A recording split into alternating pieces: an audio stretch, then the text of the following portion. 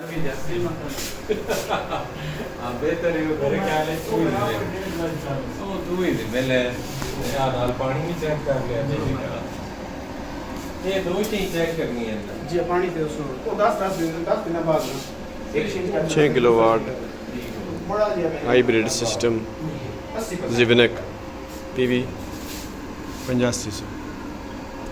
असल किसान मेरे ख्याल एक बेल तो अगले से सही जाके पता लगेगा charging first load second load solar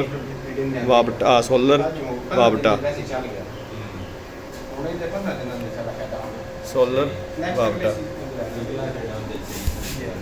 नहीं ये स्विच पता लग गया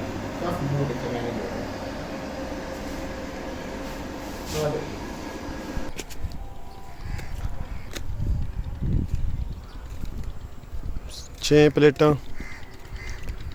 लुंगी 585 एन टाइप